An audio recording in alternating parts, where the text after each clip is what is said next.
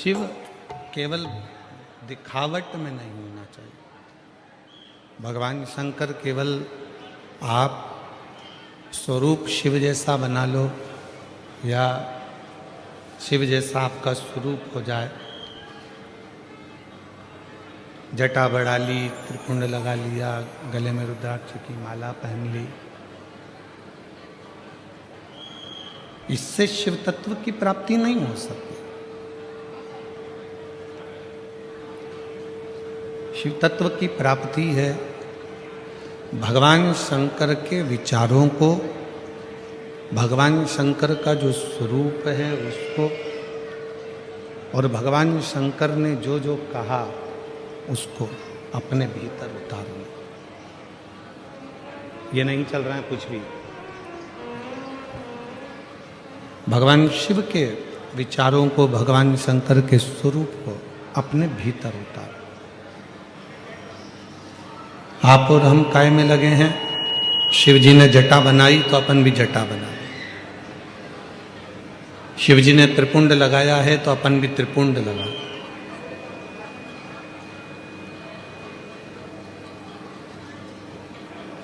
शिव जी ने मृगछाला पहनी है तो अपन भी मृगछाला पहन। नहीं, शिव महापुराण की कथा कहती है कि शंकर के जो स्वरूप दिख रहा है उस स्वरूप को अपना बनाने से पहले शंकर भगवान के जो विचार हैं, शिव जी ने अपने मस्तक पर गंगा रख रखी है, अपने मस्तक पर गंगा है। क्यों रखी है? कि जितना हो सकता है बुद्धि की भी शीतलता हो, मन की भी शीतलता। शिव जी ने अपने गले में विषधर रख रखा है, सर्प रख रखा है। क्या दर्शाना चाहते हैं? कि उस सर्प को, वो वासुकी नाग जिसको मंथन के समय पर उपयोग में लिया, उसके बाद उसको फेंक दिया गया, छोड़ दिया गया, एक कोने में ले जाकर डाल दिया गया।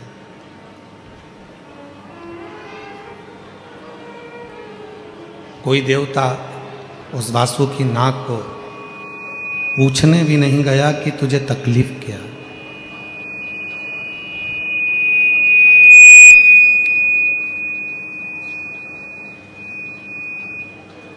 कोई देवता उसके पास में जाकर नहीं पूछा कि तुझे कष्ट क्या है, कि तुझे तकलीफ क्या है, क्यों तुझे तकलीफ है, क्या दिक्कत है।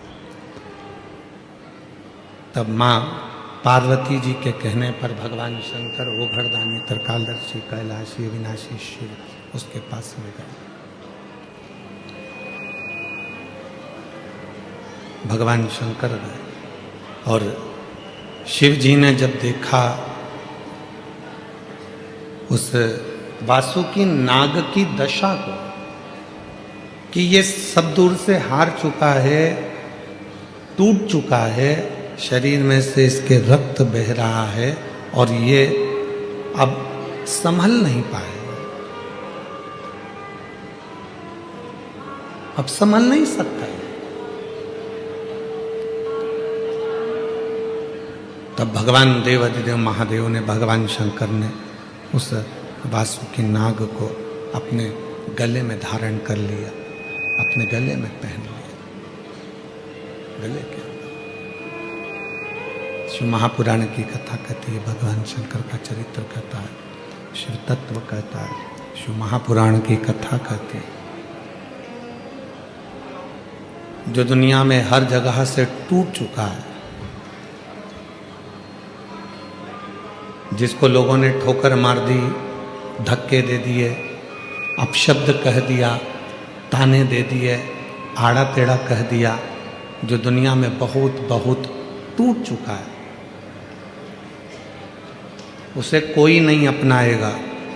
अगर अपनाएगा तो केवल मेरा देव अधिदेव महादेव ही अपनाएगा, मेरा शंकर अपनाएगा, मेरा शिव अपनाएगा।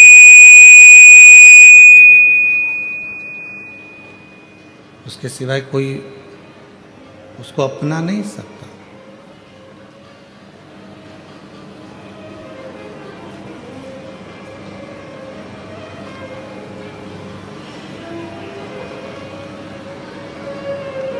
आप सब भगवान श्री श्याम नरेश जी की कथा का स्मरण करते हैं। श्याम बाबा का कीर्तन भी करते हैं, हम भी दर्शन करते हैं, आप भी दर्शन करते हो। पर एक समय ऐसा आ गया था कि बरबरी के पास में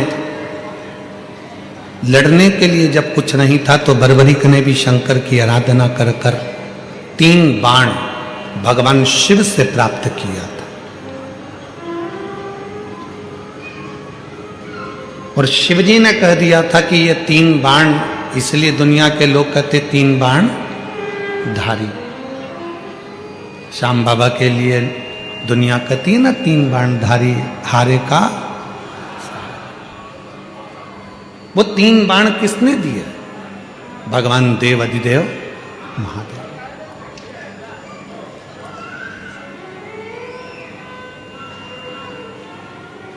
शिव ने ये दर्शाया, शिव ने ये बताया कि दुनिया में कोई हार चुका है, थक चुका है, ठोकरें खा चुका है, और वो सारी दुनिया में जब वो हर जगह से हार जाता है, ठोकर खा लेता है, फिर वो जब शिव की शरण में आता है, शंकर की शरण में आता है, तो वो खाली नहीं जाता, शिव उसको स्वीकार कर लेते हैं, शंकर उसको स्वीकार करते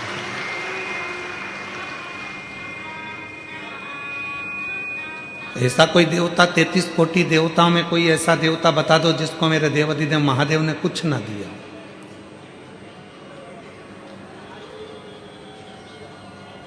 ऐसा कोई देवता बता दो 33 कोटि देवता में जिसको भगवान शंकर ने कुछ प्रदान ना किया।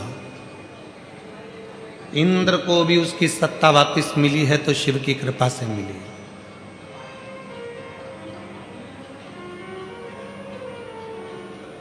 ब्रह्मा जी के शीश को भी श्राप से मुक्त करा तो भगवान शंकर ने करा।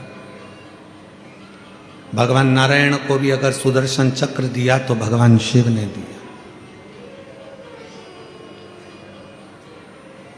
भगवान राम भी लंका की चढ़ाई करने के लिए जा रहे हैं, पर लंकेश के ऊपर विजय प्राप्त करने के लिए शिव की जरूरत है, तो शिव ने कृपा कर। जब भगवान कृष्ण की 16,108 रानियों से संतान की प्राप्ति नहीं हुई, तब गर्गाचार्य बाबा के कहने पर शिव की आराधना करें।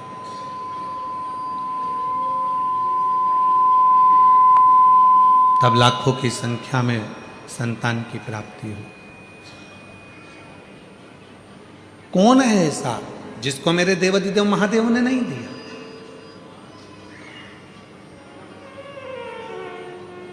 मां दुर्गा, मां सती, जगतजननी, कुष्मांडा, बगलामुख, मातंगी, धूमावती, जितनी जितनी देवियां हैं, सारी देवियों को भी अगर कुछ प्रदान किया है तो मेरे शंकर भगवान ने उन शक्तियों को प्रदान किया,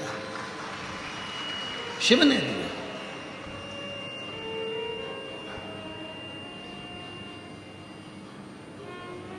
वो किसी को हारा हुआ नहीं देख सकता, वो किसी को टूटा हुआ नहीं देख सकता।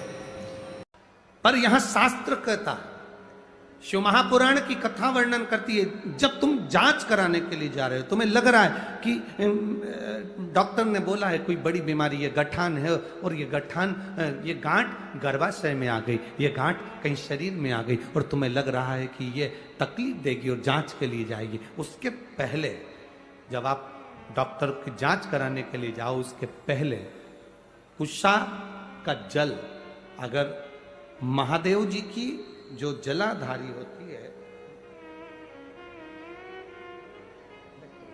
इसमें महादेव जी बने, दिख रहा है सबको?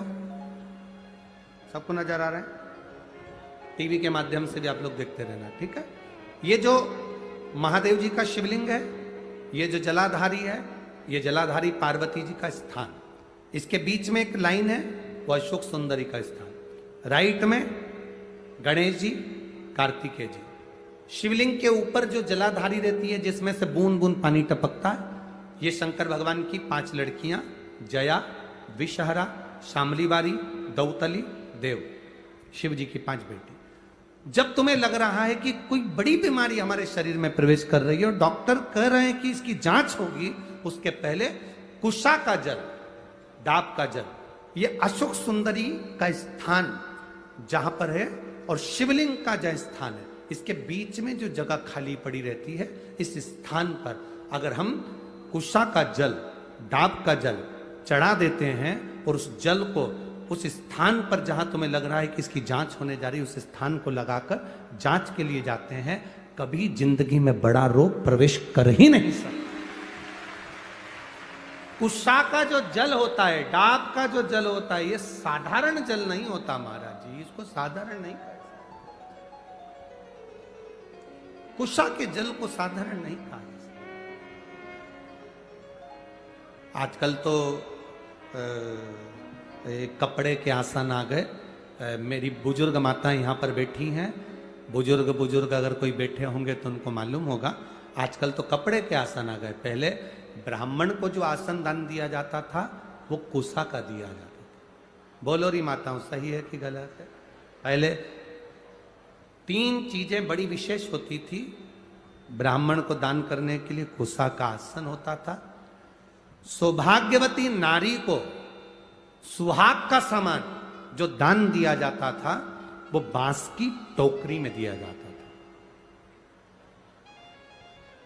जिसको सुहाग पिटारी कहते थे।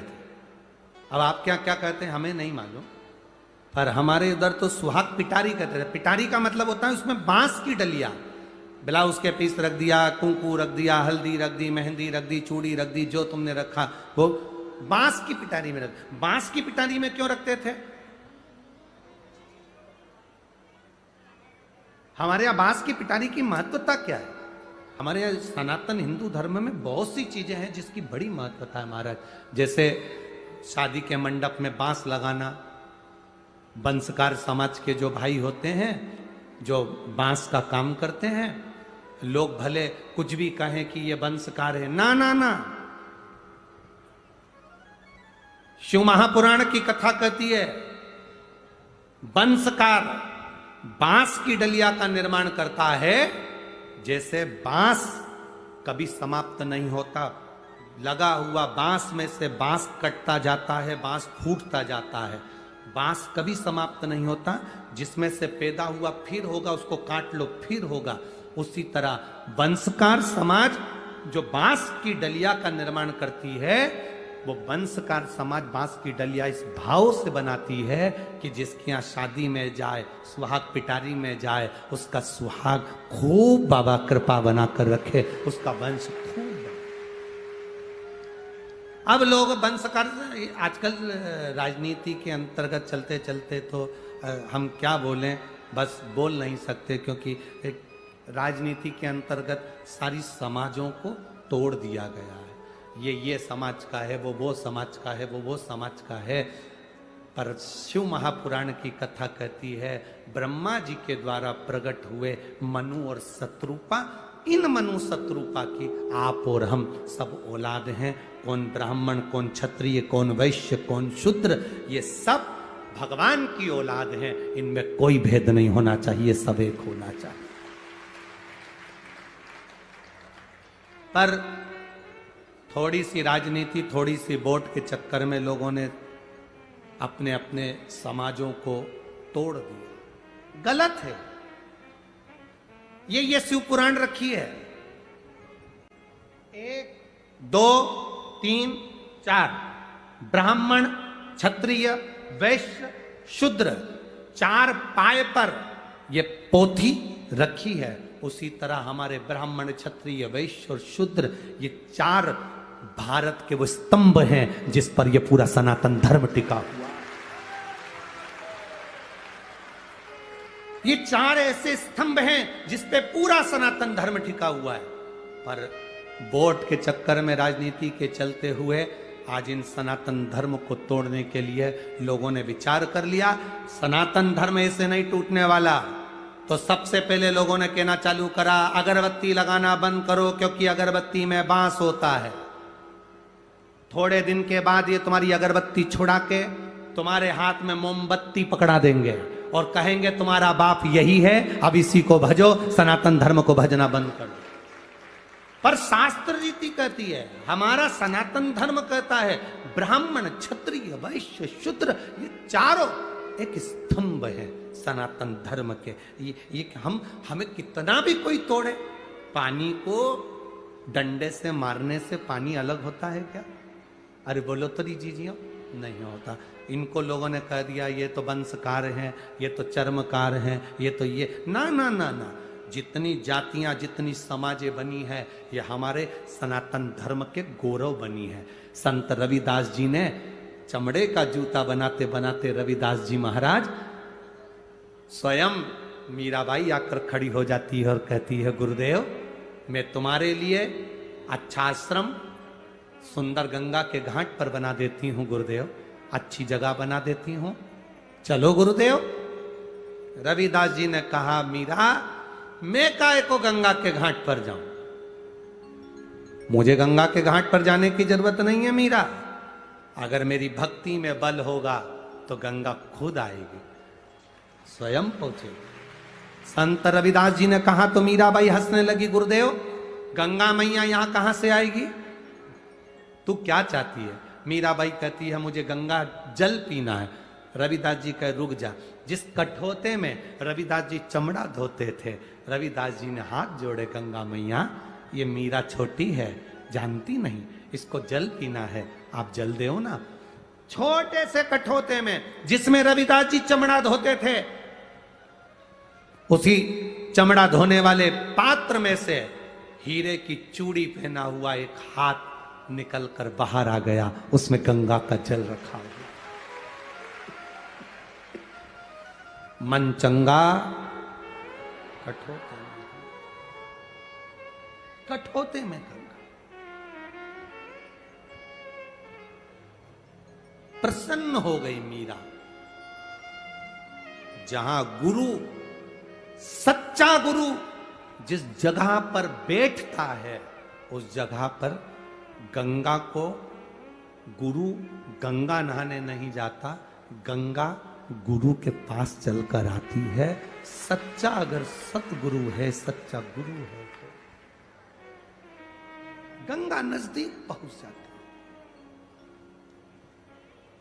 सत्य है आपके पास में। आपको हमने पहले कथा में कहा, आज फिर कह रहे हैं, जो शंकर का भक्त होता है, शिव को एक लोटा जल चढ़ाने वाला होता है, बिना दिखावे के जो भगवान की भक्ति करने वाला होता है, उसे भगवान को नहीं ढूंढना पड़ता, भगवान उसे ढूंढता है। आपको नहीं ढूंढना।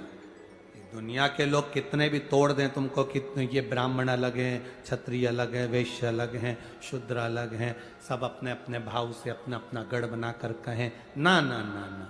गुलाब जामुन खाओ चाहे रसगुल्ला खाओ, इमरती खाओ चाहे जलेबी खाओ, जाति पेट में ही है। बोलो सही है कि गलत है? ब्राह्मण हो, क्षत्रिय हो, वैश्य हो, शूद्र हो, आखिरी में जाना उसी के पास है। हो सकता है कोटा वासियों के लिए जलेबी का डिपार्टमेंट अलग, गुलाब जामुन अलग जा रही हो, रसगुल्ला अलग जा रहा हो। हमारे उधर तो ऐसा नहीं होता। हमारे यहाँ तो गुलाब जामुन खाएंगे तो भी पेट में जाएगी, रसगुल्ला खाएंगे तो भी पेट में जाएगा। जाना एक ही जगह है। तुम जीते जी मानो तो भी वही है, और मरने के बाद मानो तो भी वही है। सत्यम शिवम सुंदरम में ये पूरी सृष्टि समाई,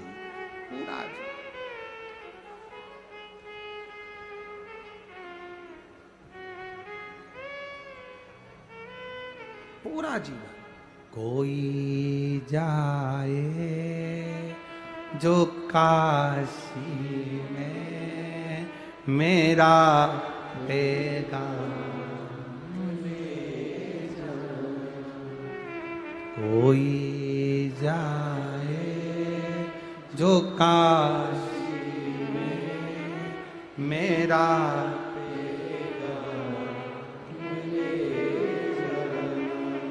मैं खुद तो आ नहीं मैं खुद तो आ नहीं सकता, मेरा पैगाम कोई जाए जो काशी में, मेरा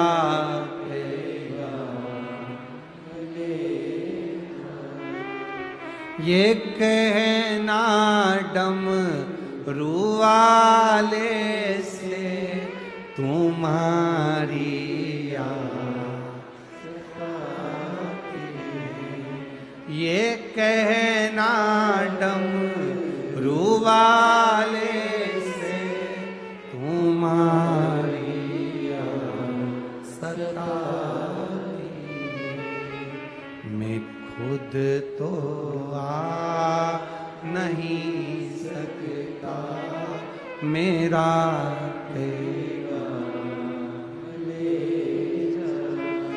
तुम ब्राह्मण हो, तुम क्षत्रिय हो, तुम वैश्य हो, तुम शूद्र हो, जो हो, तुम भगवान के अति प्रिय हो। तुम में भगवान ने कोई भेद नहीं करा, कोई भेद, तुम प्रिय हो परमात्मा। एक कुशा, एक डाब हमारे जीवन की आनंदता देती है, आनंद।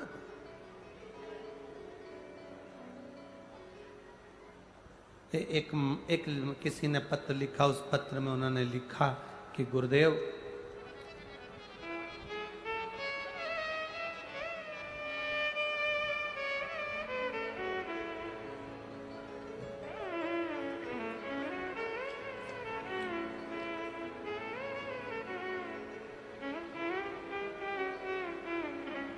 मेरा नाम हेमलता जांगीड़ है, रंगवाड़ी कोटा की रहने वाली हूं। कहीं बैठी हो तो हाथ हिला सकती हैं। गुरुदेव,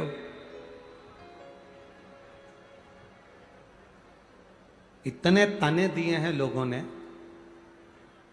बांझ तक कहते थे लोग। कई बार तो विचार कर लिया था कि ऐसा शरीर पाने से कौन सा मतलब है, संतान नहीं,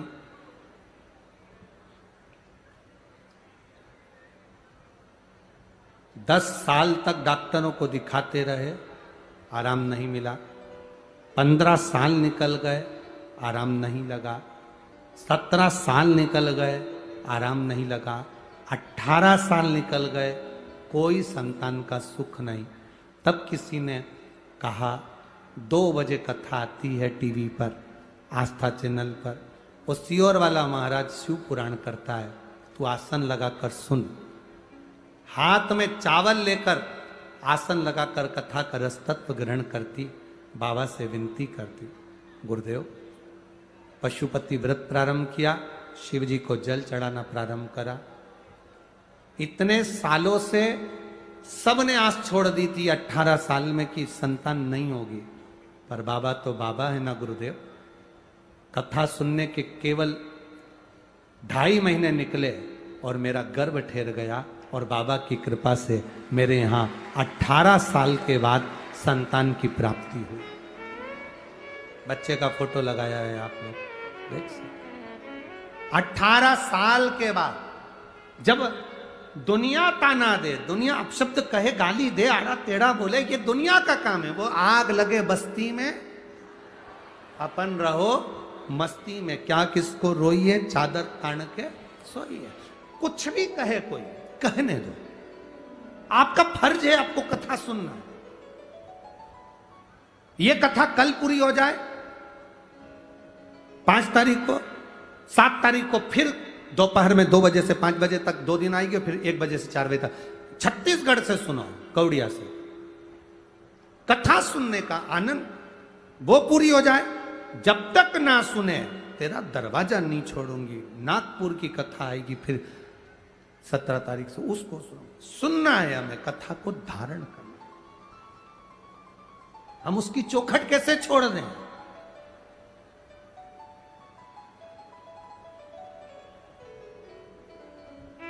कल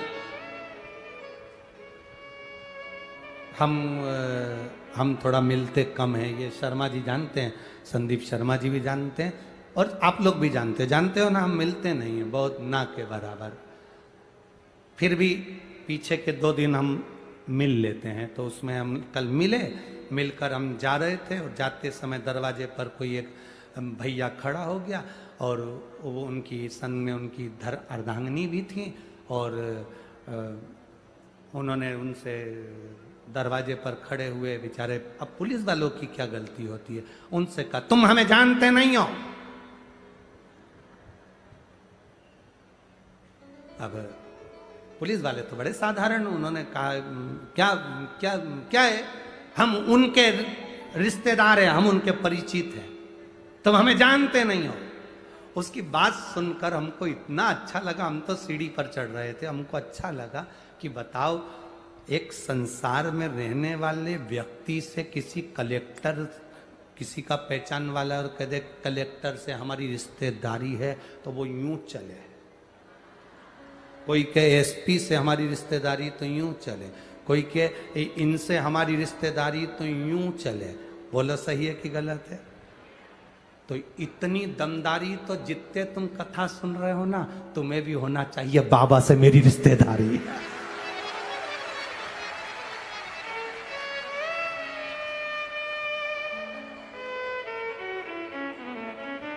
ये रिश्तेदारी यहां काम आएगी, पर वो रिश्तेदारी केवल वहां नहीं, यहां भी और वहां भी।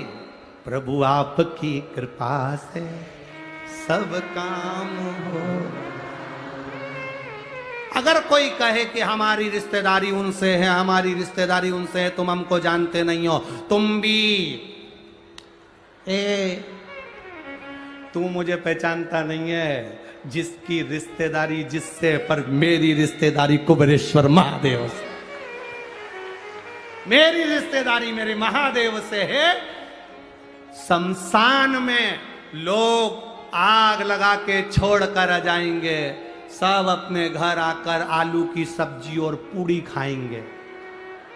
बोलो सही है कि गलत है? सब आलू की सब्जी पूड़ी खाएंगे, मोहल्ले वाले चाय बनाकर ला के देंगे, बस तुम ऐसे बैठे बैठे, और चाय भी वहीं धीरे से पल्लू अंदर करके सब निपटा रहे होगे, सब खा रहे पी रहे होगे, और शमशान में आग लगाकर तुम्हें छोड़ आएंगे। उस समय पर कोई तुम्हारे साथ नहीं होगा, तब तुम्हारा जो लोटा भर के जल चढ़ाया वो रिश्तेदार तुम्हारे साथ होगा, तुम्हारा शंकर, तुम्हारा शिव, तुम्हारा ओघड़ी, तुम्हारा शंभु तुम्हारे साथ। जब कोई नहीं आता मेरा बाबा, जब कौन आएगा? अंत समय में वही आएगा। अंत समय और वचन दिया,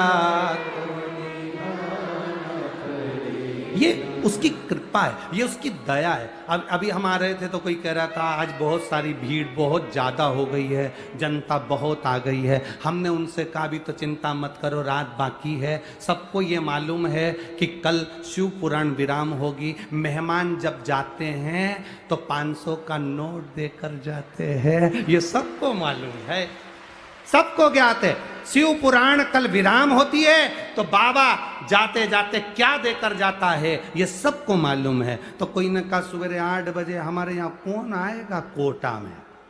हमने कहा तुम कल फोटो खींचने आना कि कहाँ जगह खाली है, वो खींच कर बताना कि कौन नहीं आए। जो जगह खाली हो उसका फोटो खींच कर भेजना कि ये खाली रह गई। ये जितने दिख रहे हैं ये जाएंगे ही नहीं, तो पूरी तैयारी से आए। तुम्हें क्या मालूम है? बोलो री जीजियो, हाथ तो हिला दो एक बार।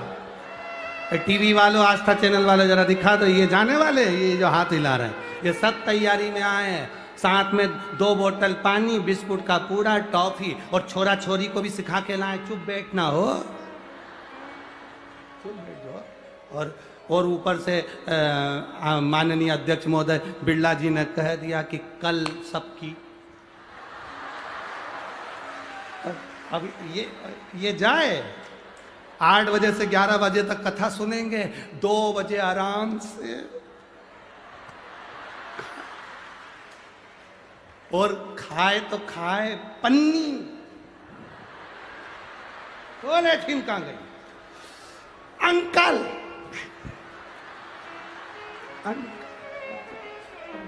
रखे सो।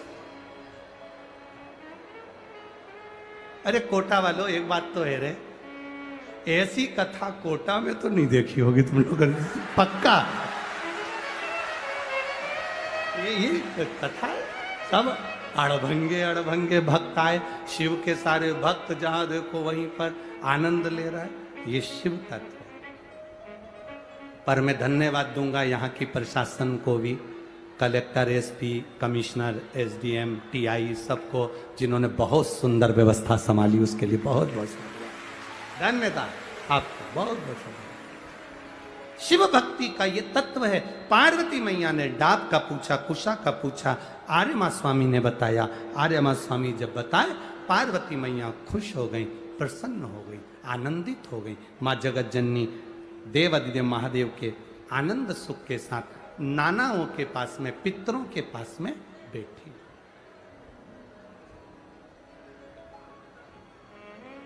अब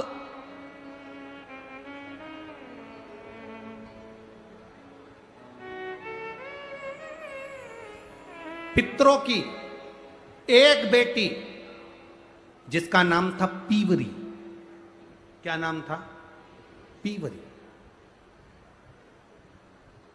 पीवरी कौन? वेद व्यास जी महाराज के पुत्र श्री सुखदेव जी महाराज। भागवत जी सुनिए सबने, बोलो जम के बोलो, सुनिए ना भागवत जी। सुखदेव जी ने राजा परीक्षित को कथा सुनाई थी। अरे बोलो तो ठीक है। सुखदेव जी महाराज की धर्म पत्नी का क्या नाम था? पितरों की लड़की पीवरी के साथ सुखदेव जी महाराज का ब्याह हुआ था। सुखदेव जी महाराज की धर्म पत्नी पीवरी, वेद व्यास जी महाराज की बहू आई। अगर आप लोगों ने भागवत सुनी होगी तो आप लोगों को मालूम होगा कि सुखदेव जी महाराज, जब वेद व्यास जी महाराज के यहाँ सुखदेव जी महाराज का प्रागट्य हुआ, सुखदेव जी महाराज जब वन में जाने लगे, उन्हें रोका तो पूछा, मुझे क्यों रोकते हो? तो कहा, तुमने अभी गुरु मंत्र नहीं लिया, कहाँ जा रहे हो? कहाँ जा रहे हो? गुरु मंत्र तो लो। सुखदेव जी महाराज बोले, मेरे जैसे ज्ञानी को गुरु मंत्र लेने की जरूरत क्या? मेरे जैसे ज्ञानी को गुरु मंत्र लेने की क्या जरूरत है? तब सुखदेव जी महाराज को वेद व्यास जी ने कहा, लेना पड़ेगा। मुझे गुरु मंत्र कौन देगा? मेरे जैसे ज्ञानी को गुरु मंत्र कौन देगा? ऐसा नहीं होता कि कौन देगा। अगर तुम्हारे को इतना अहम है, राजा जनक के यहाँ जाओ। राजा जनक के दरवाजे पर सुखदेव जी महाराज पहुंच गए। एक दिन निकल गया, जनक जी सुखदेव जी से मिलने के लिए नहीं आए। सुखदेव जी ने कहा, जाकर कहो राजा जनक को कि वेद व्यास जी के पुत्र सुखदेव आए हैं। जनक जी नहीं आए। 3 दिन निकल गए, जनक जी नहीं आए। 4 दिन निकल गए, जनक जी नहीं आए। सुखदेव जी को गुस्सा बढ़ता गया। 5वां दिन हो गया, जाकर कहो जनक जी को कि सुखदेव जी आए हैं, महाज्ञानी मार्तंड विद्वान प्रखंड। जाओ कर कहो, जनक जी नहीं आए। 6 दिन निकल गए, तब 7वें दिन सुखदेव जी महाराज द्वारपालों से बोले, कहो जनक जी को उनका सेवक आया है, पधारें, एक बार दर्शन दे दे। जनक जी बाहर आए, सुखदेव जी को नमन करा। वेद व्यास जी के पुत्र आयो। सुखदेव जी कहते हैं, नहीं, वेद व्यास का पुत्र नहीं, आपका शिष्य आया। जनक जी ने पूछा, मैं तुम्हारा गुरु बनूं? सुखदेव जी कहते हैं, मैं गुरु बनाऊंगा तो केवल आपको बनाऊंगा और किसी को गुरु नहीं बनाऊंगा। राजा जनक ने कहा, मैं राजा तुम संत, कहां ये संबंध? नहीं नहीं नहीं, मंत्र तो आप ही दोगे।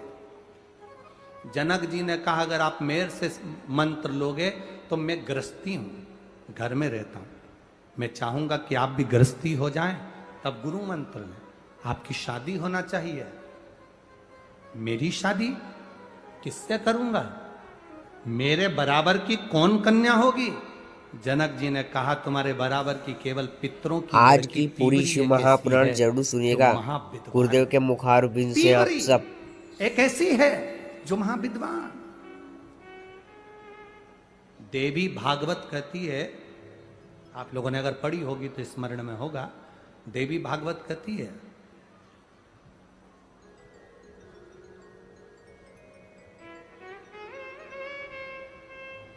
जिसकी चमड़ी सफेद पड़ जाती है,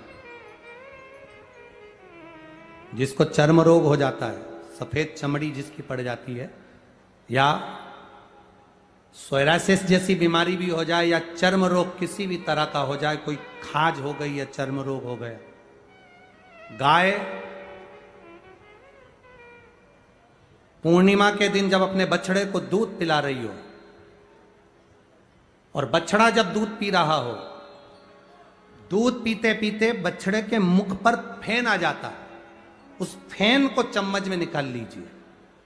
बछड़ा जब दूध पीता है तो उसके दोनों साइड फेन आ जाता है, उस फेन को चम्मच में ले लो और पीवरी माता का स्मरण कर कर, सुखदेव जी महाराज की धर्म पत्नी पीवरी का नाम लेकर, देवाधिदेव महादेव का स्मरण कर कर चर्म रोग वाली जगह पर उसको लगाओ, थोड़ी देर बैठो, उसके बाद आधे घंटे के बाद स्नान करो, 2-3 बार करोगे, चमड़ी अपने असली रंग में आना प्रारंभ हो जाती है और चर्म रोग धीरे धीरे समाप्त होंगे।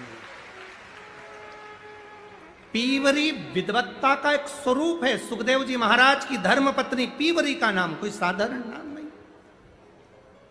देवी भागवत में अगर आप पढ़ेंगे, देवी भागवत में ये संवाद मिलेगा। कोई तुमसे पूछे कि सियोर वाले महाराज ने कहां से बोला पीवरी का नाम, तो आप देवी भागवत में पढ़ सकते हैं, देवी भागवत में स्मरण कर सकते हैं। पीवरी, जनक जी ने कहा पीवरी से आप विवाह करो, मेरे बराबर का विद्वान है क्या वो? विद्वत्ता रखती है वो, जाओ।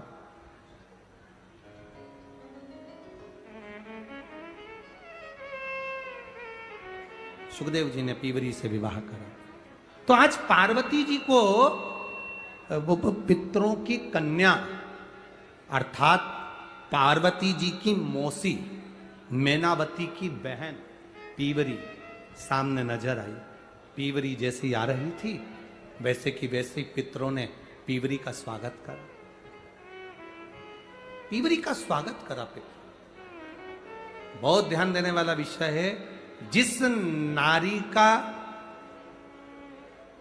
रजोधर्म में अगर तकलीफें आती हैं, रजोधर्म से जुड़ी हुई जो प्रॉब्लम बढ़ जाती है, या गर्भाशय में, बच्चादानी में उसको लग रहा है कि कोई गांठ पड़ गई है, या गर्भाशय में कोई प्रॉब्लम आ गई, या रजोधर्म से जुड़ी हुई कोई परेशानी आ गई, उस समय पर दुर्वा, दुर्वा जानते हो, गणेश जी को चढ़ती है ना दुर्वा, दुर्वा अशोक सुंदरी वाली जगह पर समर्पित कर कर 5 दुर्वा सुबह के समय खाली पेट पीवरी का स्मरण कर कर उसको यदि खाया जाए तो रजोधर्म से जुड़ी हुई जितनी दिक्कतें होती हैं वो सब समाप्त हो जाती है और गर्भाशय में गांठ नहीं बनती। पीवरी, इस पीवरी के नाम का वर्णन बड़ा शास्त्र के अंतर्गत आया है महाराज, बड़ा बड़ा सुंदर भाव।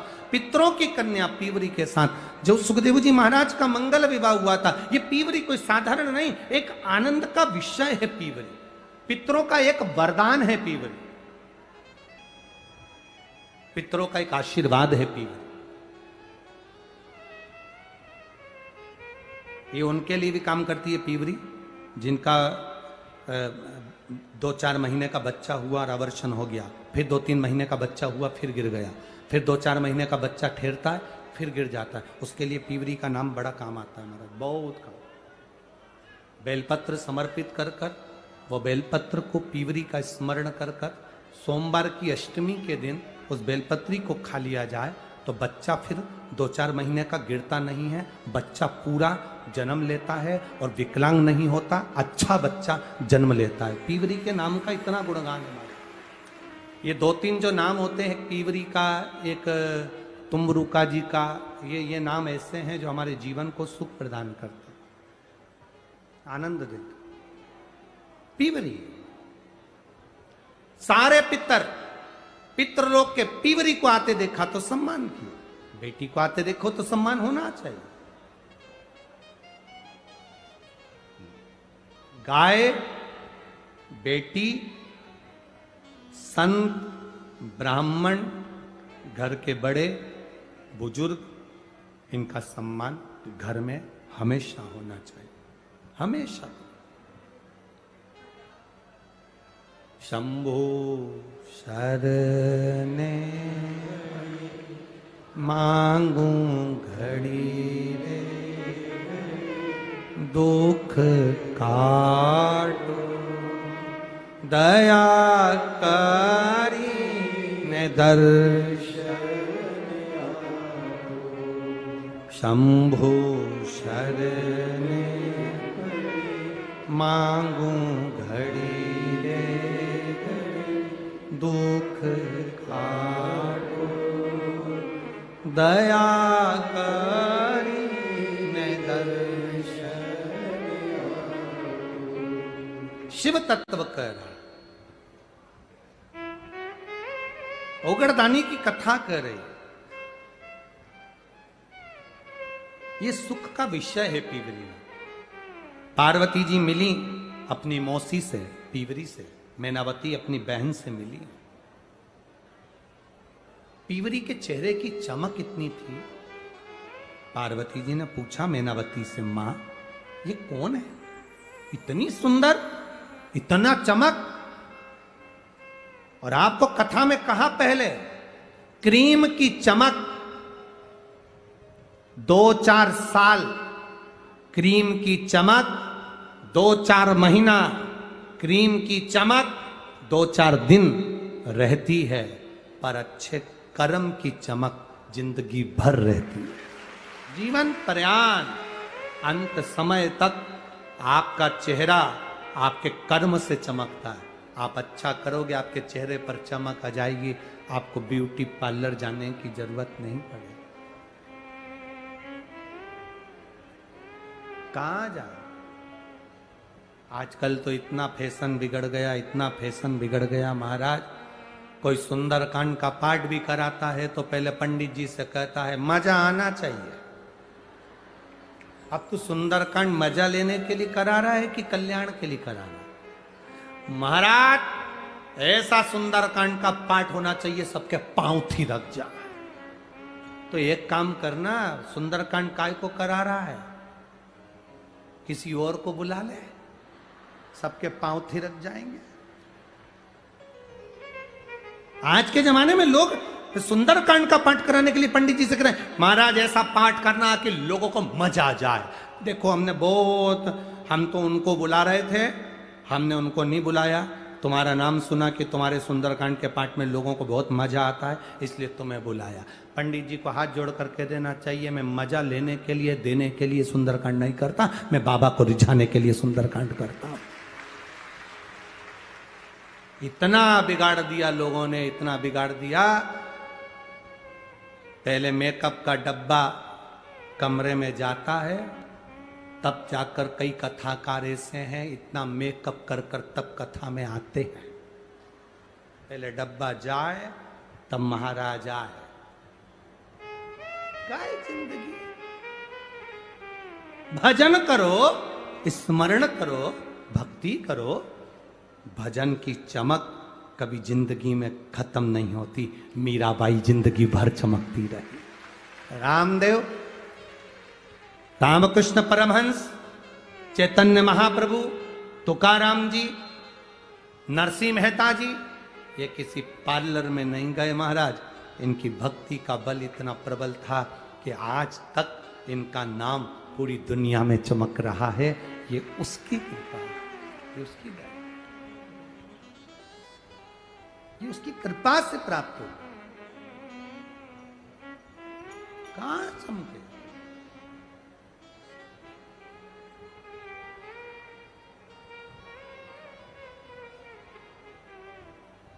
कई लोग हमसे भी कह रहे थे, गुरुजी तुम्हारे बहुत सारे बाल उड़ गए। तो हमने पूछा क्या हो, तो उससे अरे गुरुजी आजकल तो बहुत अच्छे अच्छे बाल आते हैं, इसे चिपका लो। हमने कहा जनता देख रहे हो, जहां से आते हैं वहीं पकड़ के तो हमारा कुर्ता खींचती है। एक आध ने खींच लिया तो कल्याण कर दे, करो क्या उसका। अरे महाराज, ये चमक ये दमक फुल वन में महक, सब कुछ मेरे भोलेनाथ तुम ही से है। ये सब उसी का तो है जो हम भज रहे हैं, हम स्मरण कर रहे हैं। आप करो भगवान की भक्ति। बुजुर्ग बुजुर्ग माताओं को देखना, जितनी बूढ़ी बूढ़ी तुम्हारी सास है ना, तुम्हें तो तैयार होने में 2 घंटा लगता है, सासू को कोई तैयार होने में टाइम नहीं लगता। बस बहू से कह रही बेटा तैयार हो गई, बहू कह रही मम्मी मैं होने वाली हूं, तुम तो हो जाओ। सास कहती मैं तब भी हो जाऊंगी। उसने ली साड़ी ने पटली मटली खोस के और ऊंचे उछाए बाल पे कंघा फेर के और होठ पे कुछ नहीं लगाया, मुंह में से थूक निकाल कर पोत के और तो बच्चा। और देखो तुम एक बहू को देखना और घर की बूढ़ी माँ को देखना, ओल्ड इज गोल्ड।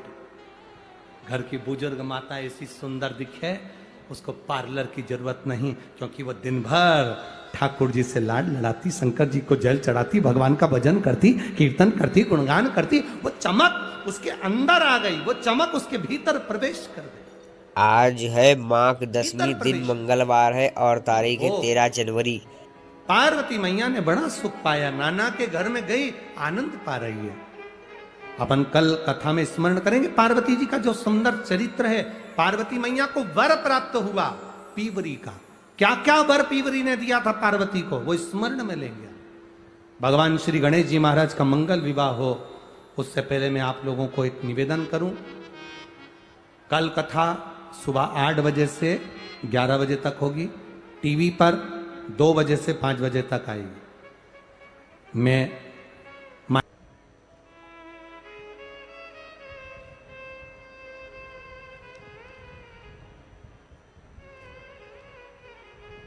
जिला कोटा, तहसील रामगंज मंडी, नाम लता तिवारी, गांव धरनाबाद, धरनावद, क्या नाम है तुम समझ गए ना, बस चलेगा, ठीक है। और मोबाइल नंबर ये है। कहीं बैठी हैं, दिख गई क्या, कहाँ बैठी हैं, हाथ हिलाओ जरा। हाँ जी जी दिख गए, ठीक है। एक बार वापिस हाथ हिला दो। श्री शिवाय नमस्तुभ्यम। गुरुदेव, मैं क्या वर्णन करूं। मेरी सास के गले में बहुत बड़ी गठान हो गई थी, खाना छूट गया था। डॉक्टरों को दिखाया तो डॉक्टरों ने कहा इसका ऑपरेशन होगा और गठान है, शायद ये जांच के लिए मुंबई जाएगी और बड़ी बीमारी के योग हैं। गुरुदेव अब करें क्या। डॉक्टरों ने कह दिया कि गठान बड़ी है, इसका इलाज भी होगा, ऑपरेशन भी होगा और जांच के लिए भी जाएगी, और कुछ कह नहीं सकते। तब मेरी बेटी ने उनसे कहा, दादी माँ आप शिव जी की कथा सुना करो। कभी 2 बजे आती, कभी 1 बजे आती, आस्था चैनल पर आती। आसन लगा कर दिल से सुनना, शिव जी को 1 लोटा जल चढ़ाकर उसका आचमन करना। दादी कैसे जाए, शरीर का कष्ट था, जाना आना बड़ा मुश्किल था। खाना तो बहुत पहले से छूट गया था कि खाना भी नहीं खा सकती थी गठान के कारण। बेटी शंकर जी के मंदिर जाती, जल चढ़ाकर कटोरी में पानी झेलकर अपने लाकर देती। मैं बाबा का क्या वर्णन करूं गुरुदेव। जिस गठान का ऑपरेशन 10 दिन के अंदर होना था, मैंने बाबा से कहा बाबा ज़्यादा दिन नहीं हमारे पास में, आप कुछ ऐसी कृपा करो कि गठान गल जाए। जिसका ऑपरेशन 10 दिन के अंदर होना था, बाबा की कृपा से शिवजी पे चढ़े हुए जल को पीकर 10 दिन के अंदर गठान गल गई गुरुदेव। और मैं बाबा को यहाँ प्रणाम करने के लिए आया। ये शिव तत्व। ठीक हो जी जी, हाथ हिला दो एक बार वापिस। हर हर महादेव। बैठिए। श्री शिवाय नमस्ते। एक पत्र और आया है, देखिए। मैं यशोदा राठौर, निवासी भेस रोडगढ़, रोडगढ़, ठीक है, समझ रहे हो ना तुम लोग? हाँ, बस तुम समझ जाना, बाकी के तो चैनल वाले सब समझ जाएंगे, ठीक है। मैं यशोदा राठौर, निवासी भेस रोडगढ़, जिला चित्तौड़गढ़, राजस्थान से हूँ। कहीं बैठी हैं? कहीं बैठी हो तो हाथ हिला देना। एक तो पंडाल भी तो इतने सारे लगे हैं, अभी तक कथा में 3 पंडाल लगते थे, यहाँ तो 8-10 लगा मारे तुम लोगों ने, बहुत सारे हो। कहीं बैठी हो तो हाथ हिला सकती हैं। मैं यशोदा राठौड़, निवासी भैंस रोडगढ़, जिला चित्तौड़गढ़, राजस्थान। मोबाइल नंबर ये है। जिन्होंने पत्र में लिखा है, गुरुदेव 3 साल से मेरे दाहिने पैर की नस ब्लॉक हो गई थी। डॉक्टर ने कहा था तुम्हारा शरीर धीरे धीरे धीरे धीरे ये पाँव ब्लॉक होते चले जाएगा। नसें काम करना बंद करती जा रही थी। एक बीमारी के अंतर्गत शरीर से चलना बंद हो गया था। गुरुदेव सारी दवाइयाँ कराई, बड़े से बड़े हॉस्पिटल में, बड़े से बड़े शहर में जाकर इलाज करवाया, पर आराम नहीं मिला। तब हमारी पड़ोसन ने कहा कि शिवजी पे चढ़ी हुई बेलपत्र खिलाओ। हमने वो शंकर भगवान पर चढ़ी हुई बेलपत्र देना प्रारंभ करी, और बाबा की कृपा से, आप कहते हो ना गुरुजी, पंडाल में बैठकर जो मांगा जाता है वो मिलता है।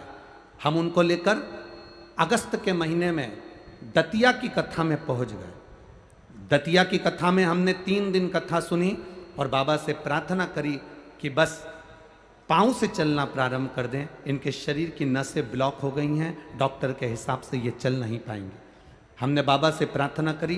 दतिया से 3 दिन बाबा को झोली पसार कर नमन कर कर वापिस आए, और बाबा की, आप कहते हो गुरुजी 3 महीने में बाबा सुनता है, 2 महीने के अंदर चलना प्रारंभ कर दिया और नसें खुल गई। डॉक्टर के हिसाब से ये अब ठीक है। ये शिव तत्व है, औघड़ी। शंभो शरने पड़ी मांगू घड़ी रे, दुख का दया करी ने दर्शन। देवराज नामक का ब्राह्मण चोरी कर रहा, धन लेकर शिवजी के मंदिर में चला। अच्छा करो चाहे बुरा करो, पर भगवान का मंदिर कभी मत छोड़ो, भगवान का दरवाजा कभी मत छोड़ो। अगर आप भगवान का दरवाजा नहीं छोड़ोगे तो भगवान भी तुम्हारा हाथ जिंदगी में कभी नहीं छोड़ने वाला है, ये निश्चित।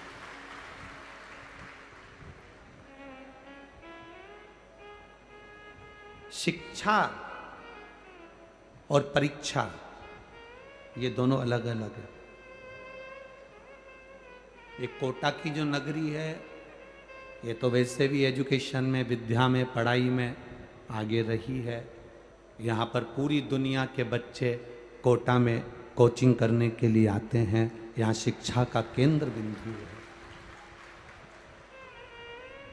मेरा एक निवेदन इस शिक्षा विद्याध्ययन करने वालों के लिए भी, शिक्षा और परीक्षा दोनों अलग अलग पहलू हैं।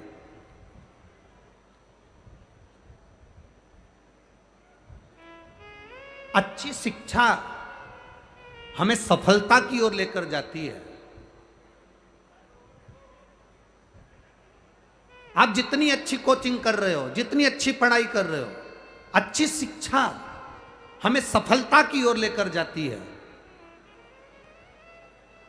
शिक्षा सफलता देती है, और परीक्षा, टेस्ट, इंटरव्यू ये हमको नीचे गिरना नहीं सिखाते।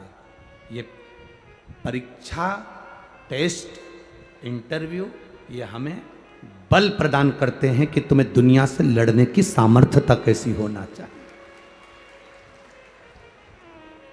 शिक्षा सफलता देती है, परीक्षा बल देती है।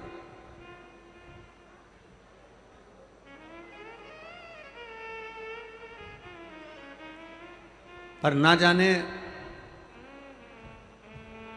क्यों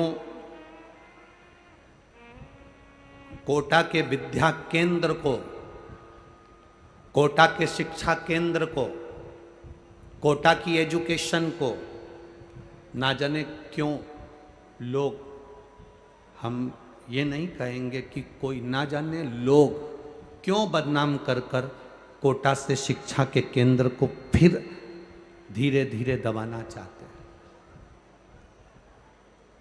मेरा निवेदन बच्चों से, विद्या अध्ययन करने वालों से, पढ़ाई करने वालों से कि तुम्हारे माता पिता ने तुम्हें पढ़ने के लिए भेजा, तुम्हारे माता पिता ने ये नहीं कहा कि वापिस लौट कर आएगा और अच्छे से टेस्ट देकर आएगा। नहीं, अगर तू अच्छे से पढ़ेगा नहीं, अच्छे से विद्या अध्ययन नहीं करेगा, तेरा अगर कंपनी में नहीं होगा, तू अच्छी एजुकेशन धारण नहीं करेगा, तो माता पिता ने ये नहीं कहा कि तू लौट कर मत आना। माता पिता ने ये कभी नहीं कहा कि तू वापिस मत आना। माता पिता कहते हैं पढ़ने के लिए जा रहे हो, विद्या अध्ययन करने के लिए जा रहे हो, चिंता मत करना, दिल से पढ़ाई करना, दिल से पढ़ाई कर कर दिल से इंटरव्यू देना, दिल से टेस्ट देना, दिल से परीक्षा देना। पास हो गए कोई बात नहीं, असफल भी हो गए कोई बात नहीं, तुम्हारे माता और पिता का घर तुम्हारे लिए इंतजार कर रहा है। तुम्हारे माता पिता का घर तुम्हारे लिए इंतजार कर रहा है। ये महादेव का जो घर होता है, महादेव का जो मंदिर होता है, महादेव का जो शिवालय होता है, भगवान शंकर का जो देवालय होता है, ये होता क्या है? मेरे महादेव हैं कौन? जगत के पिता।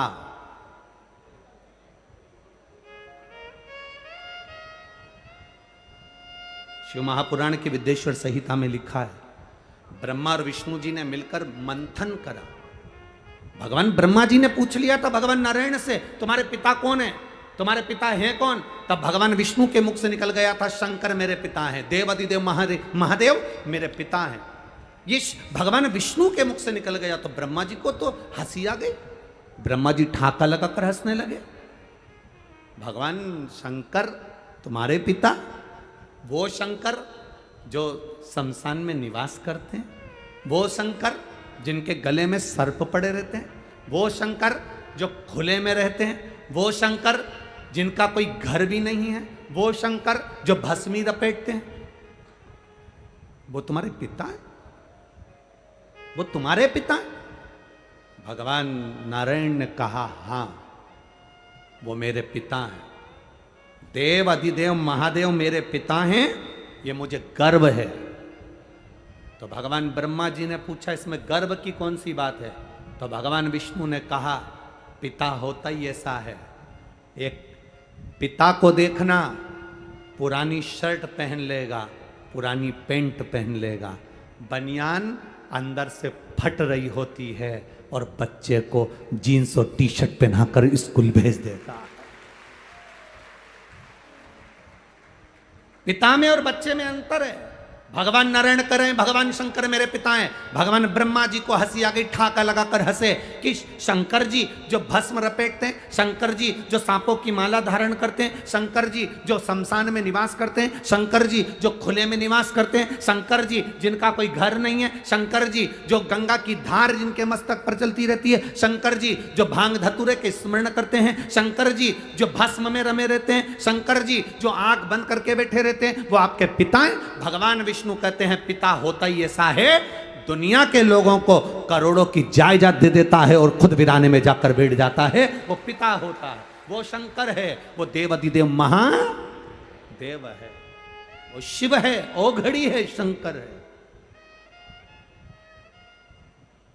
दुनिया को सुख देता है, स्वयं वीराने में रहता है। आप इतने आए हो लाखों की संख्या में, यहां से जाते समय अगर कोई गिनती कर सके तो करना। कथा के पहले दिन आप लोग लाखों की संख्या में आए हो, दूसरे दिन की चिंता बढ़ गई है, माननीय विधायक महोदय जी की भी और ओम बिरला जी की भी। दूसरे दिन की चिंता बढ़ गई है कि बैठोगे कहां, तेरा क्या होगा कालिया। चिंता व्याप है तो कहां कहां बैठोगे, कहां, जरा विचार करिए, किस जगह पर विराजोगे। और जितने तुम अंदर भरे हो ना इस ग्राउंड में, उससे आधे बाहर पेड़ों के नीचे रोडों पर बैठे हुए हैं, जहां जहां आवाज जा रही है लोगों के पास, जहां तक आवाज पहुंच रही है वहां आधे वहां भी हैं। गाड़ियों के पास, ग्राउंड के पास।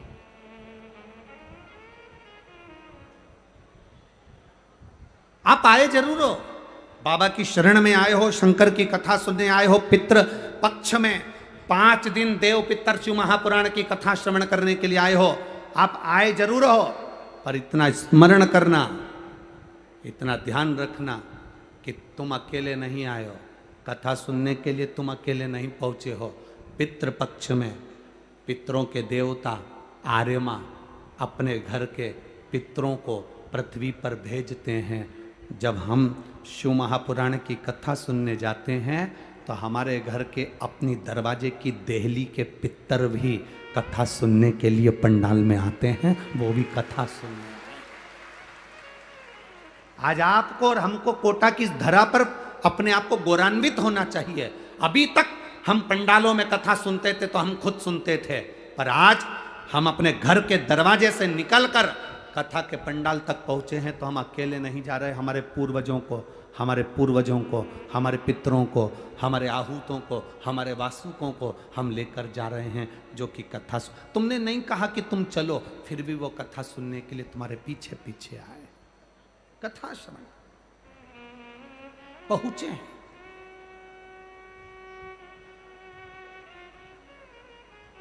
देवराज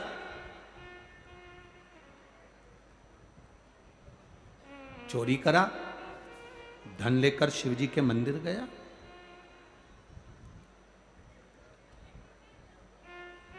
मंदिर से बाहर निकला, मंदिर में बार बार लोग चिल्लाकर कह रहे थे हर हर महादेव। तो देवराज को गुस्सा आ रहा था, क्रोध आ रहा था, देवराज का मन चिढ़ रहा था। कई लोग ऐसे हैं जिनको सनातन धर्म अच्छा लगता है, उनको कोटा में शिव महापुराण अच्छी लगेगी। जिनको सनातन धर्म से नफरत है, उनको शिव पुराण में भी कहीं ना कहीं ऐब नजर आए।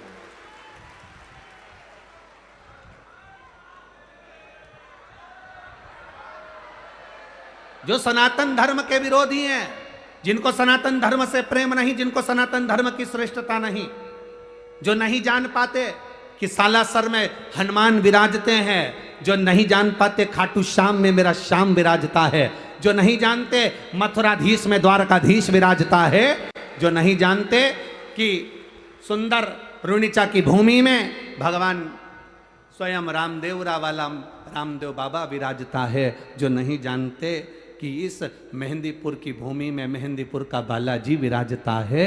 सारी दुनिया का लोग कहते हैं शिक्षा का केंद्र बिंदु कोटा है, राजस्थान है। हम कहते हैं पूरी दुनिया के पूर्वजों, पितरों और उनके पूर्वजों का केंद्र बिंदु भी राजस्थान ही है। केंद्र बिंदु ये एक शब्द नहीं बोलते। कोई पानी की टंकी दान कर देता है तो वहां लिखा रहता है भामाशाह। बोलो बोलो, सही है कि गलत है?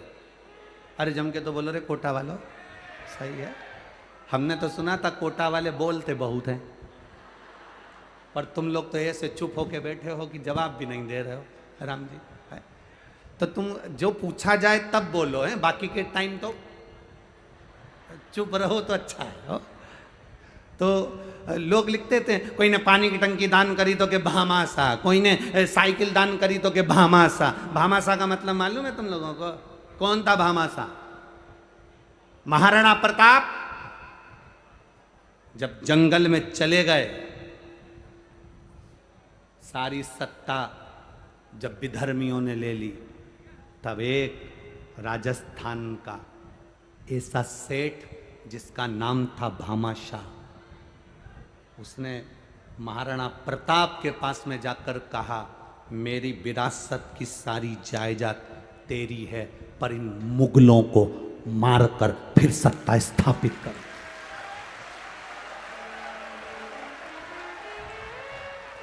वो भामाशाह ने अपनी सत्ता, अपनी विरासत, अपनी सत्ता, अपना वैभव, अपना धन, अपनी दौलत, अपनी संपदा सब दे दी महाराणा प्रताप को, संभाल, और फिर वापिस सनातन धर्म की स्थापना कर। वापिस